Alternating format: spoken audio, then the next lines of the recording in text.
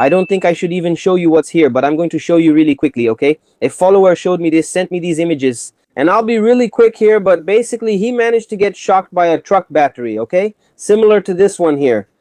But how is it possible to get shocked, huh? You don't get shocked, man. You can touch it here. In fact, he got shocked through his ring and burned his finger, made a groove right here in the middle, and I'm going to explain to you why this happened to him. He sent me this kind of wondering, what happened to me, man? You're not supposed to get shocked by a battery like this. Let me explain. I have some other batteries here so we can illustrate. First, a drone battery. I couldn't find a cell phone with a removable battery. Remember when cell phones had removable batteries? You'd test if the battery was good by putting it on your tongue like this. Even with this one, you could feel a salty taste, right? When you do this, it means there's a little bit of charge left in the battery. And why do you do this on your tongue? And why does it taste salty? Because it's a very weak little shock that the battery can give you. It only has 3.7 volts and its current is very low. So when you put it on your tongue, the surface resistance of your tongue is very low. It's like an electric wire. If you touch it here, it conducts electricity, and so does your tongue. Now, if you use your finger, you don't get electricity because the electrical conduction in your hand is very poor. It's not like a power wire, it's a poor conductor.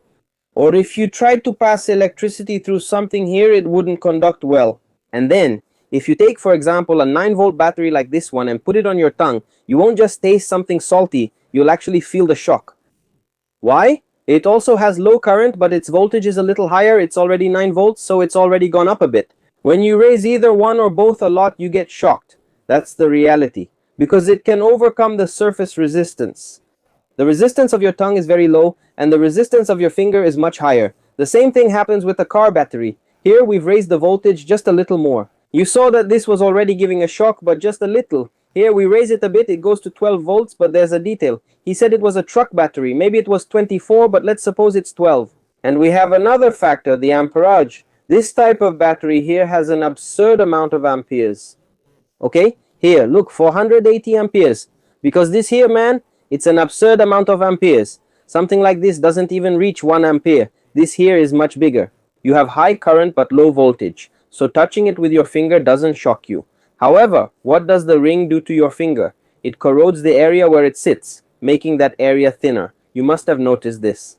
It gets kind of thin, more fragile, similar to your tongue. The electrical conduction in the area where the ring is, it's much easier than in the rest of the finger. If he had touched it this way, he wouldn't have been shocked. But he accidentally touched it with the ring, which contacts a large, fragile area of skin. So all that current from the battery went in there and melted his finger underneath. Pretty crazy, man. It's possible. It's very rare to happen. But yes, it's possible to get shocked with this. See you in the next one, okay?